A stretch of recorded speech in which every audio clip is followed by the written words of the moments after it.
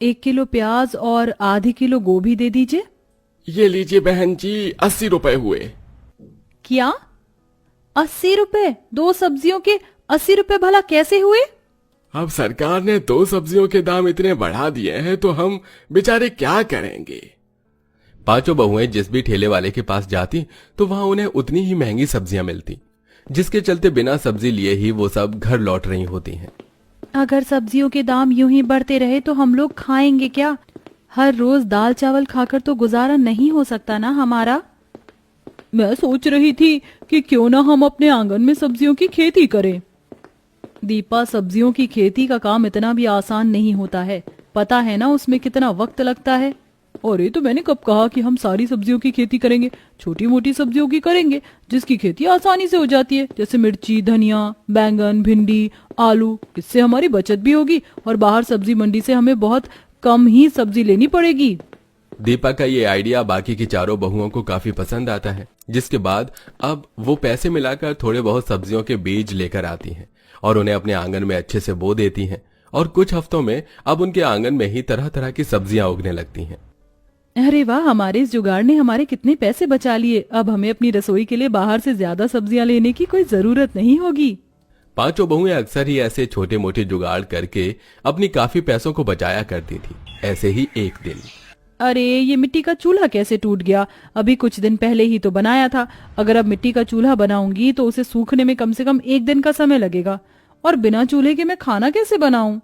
चूल्हा टूट जाने की वजह से सभी बहुएं खाना कैसे बनाएं, इस बात को लेकर परेशान हो रही होती हैं कि तभी उन पांचों जुगाड़ू बहुओं में से कोमल चूल्हे में से बची हुई लकड़ियां निकालती है और अपने आंगन से कुछ लकड़ियां ले आती है, जिन्हें वो ईंट के घेरे में रखकर अच्छे से बांधकर जलाने लगती है।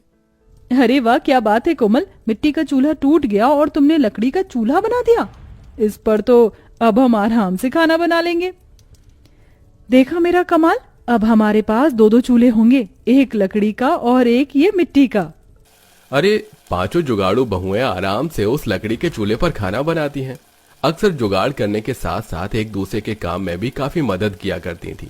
जैसे अगर मधु सब्जी काटती तो कोमल आटा गूंथती, वहीं आंचल सब्जी बनाती और महक चावल बनाती। हमेशा इसी तरह मिलकर और जुगाड़ से पांचों बहुएं अपने ज्यादातर कामों को आसान कर लिया करती थी। आप लोग ऐसे क्यों जा रहे हैं? मत जाइए ना, आप लोगों के बिना हम काफी अकेली हो जाएंगी। आप लोग यहाँ कर तो रहे हैं काम, कम पैसों में भी हमारा ठीक ठाक गुजारा चल रहा है।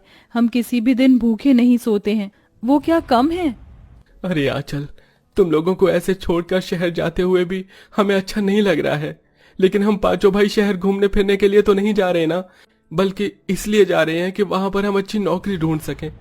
हम लोग तो कम पैसों में भी अपना गुजारा कर लेते हैं, लेकिन अगर कल को हमारे बच्चे होंगे तो उनके भविष्य के लिए तो हमें पैसों का इंतजाम करना ही पड़ेगा ना, ताकि उन्हें हम कभी किसी चीज की कमी महसूस न होने दें। पांचों भाई अपनी अपनी पत्नियों से गले मिलते हैं और नौकरी की तलाश में शहर चले जाते हैं। वहीं पांचों जुगाड़ू बहू पहले की तरह रहने लगती हैं। अरे ये क्या यार, ये वाला तवा भी टूट गया। अब हम रोटी कैसे बनाएंगे? चूल्हे पर तो हम कच्ची रोटी नहीं सेक सकते, और अगर तवा लेने के लिए गए तो 300 रुपए से कम का तवा नहीं आएगा। बिना तवे के हम लोग रोटी कैसे खाएंगे? सभी बहुएं तवा टूट जाने की वजह से काफी परेशान होती हैं कि तभी आंचल चूल्हे के ऊपर एक बड़ी सी कढ़ाई रखती है और रोटियों को बेल कर उसके अंदर रख देती है। चूल्हे की गर्मी से कढ़ाई काफी गर्म हो जाती है, जिस पर अब आंचल काफी अच्छी रोटी सेक लेती है। ये देखो, हम लोग बिना तवे के भी रोटी सेक सकते हैं। हाँ आंचल, ये तो हमें पता ही नहीं था। तुमने तो सच में काफी अच्छा जुगाड़ निकाला है रोटी सेकने का। पांचों जुगाड़ू बहुएं आराम से कढ़ाई में एक साथ ही काफी सारी रोटियां सेक लेती हैं, जिससे उनका काफी समय भी बच जाता है और ऐसे ही कुछ वक्त और गुजरता है।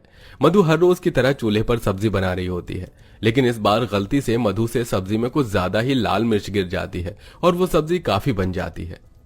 अरे यार, ये सब्जी तो बहुत ज्यादा तीखी बन चुकी है। इतनी तीखी सब्जी तो हम में से कोई भी नहीं खा पाएगा, और इसे फेंकूंगी तो खाने की बर्बादी भी होगी।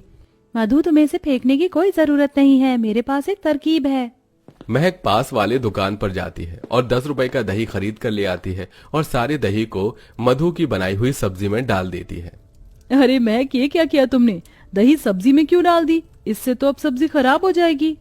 अरे पगली, इससे सब्जी खराब नहीं होगी, बल्कि सब्जी में जो भी एक्स्ट्रा तीखापन है वो पूरा का पूरा खत्म हो जाएगा। सब्जी में दही डालने के बाद महक थोड़ी देर सब्जी को चूल्हे पर पकाती है, जिसके बाद अब मधु जैसी उस सब्जी को चखती है तो उसमें बिल्कुल भी तीखापन नहीं होता।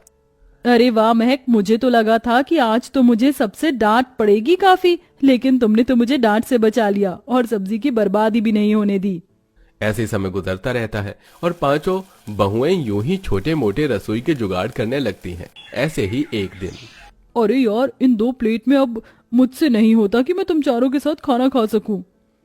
और नहीं तो क्या, मुझे भी अब एक छोटी सी प्लेट में तुम सबके साथ खाना खाने में काफी दिक्कत आती है।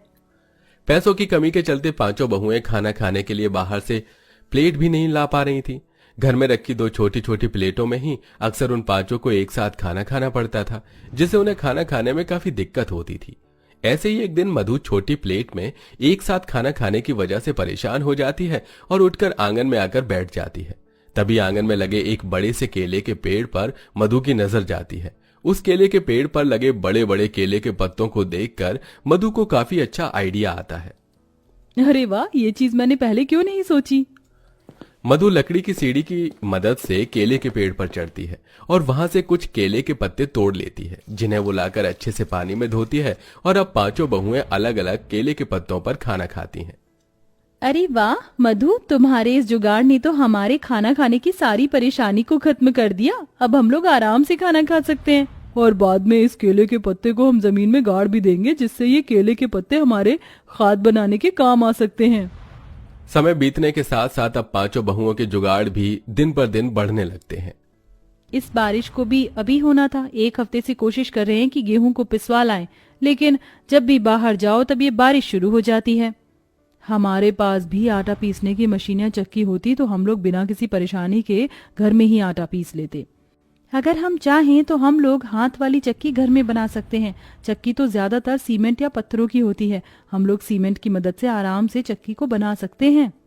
जैसे ही हल्की सी बारिश कम होती है तो महक जाकर दुकान से थोड़ा सा सीमेंट खरीद लाती है और उसमें पानी डालकर उसका घोल बनाकर उसे सूखने देती है। ऐसे ही वो 2 बार करती है और अब एक मोटे लकड़ी की मदद से वो 2 सीमेंट को हिस्सों को जोड़कर उन लकड़ी उनके बीच में लगा देती है। अब उनके अच्छे से सूखने के बाद जैसे ही उसमें गेहूं डालकर उसे सीमेंट की चक्की को लकड़ी की मदद से घुमाने लगती है तो बिना किसी परेशानी किए आराम से आटा पिसने लगता है। एक बात तो कहनी पड़ेगी, आज तक हम लोगों ने जितने भी जुगाड़ किए हैं उन जुगाड़ में से ये सबसे बेस्ट जुगाड़ था। पांचों बहुएं अब बारी बारी कर उस जुगाड़ से बनाई हुई चक्की में आटा पीसने लगती हैं। वहीं ये बात अब वहां आसपास के पड़ोस में भी फैला देती हैं, जिसमें कई सारे लोग अब दुकान पर आटा पिसवाने के बजाय उनके पास आटा पिसवाने के लिए आते हैं। उन्होंने अपने आंगन में जो सब्जियां उगाई थी अब वो उन्हें भी बेचने लगती हैं और अब उनका ये जुगाड़ उनकी कमाई का जरिया भी बन जाता है। साथ ही मुझे लगा नहीं था कि हम हफ्ते भर में इन जुगाड़ों से इतनी अच्छी कमाई भी कर लेंगे। अब तो बस हमारे पति के आने का इंतजार है। ऐसे ही कुछ समय गुजर जाता है और पांचों बहुएं यूं ही कोई ना कोई अलग जुगाड़ करती रहती हैं और तकरीबन कुछ महीनों के बाद पांचों बहू के पति भी अब शहर से वापस आ जाते हैं और साथ में अच्छे खासे पैसे भी लाते हैं, जिनकी मदद से अब वो लोग अपने छोटे से गांव में ही अपने खुद का कारोबार शुरू करते हैं। वहीं अपने जुगाड़ से उनके कारोबार शुरू होने में मदद करती हैं और पूरा परिवार मेहनत और जुगाड़ से अपनी परेशानियों को हल करता है और अब साथ में हंसी खुशी रहते हैं। आपके घर में किस चीज पर खाना बनता है, गैस या चूल्हे पर? कमेंट करके जरूर बताइएगा।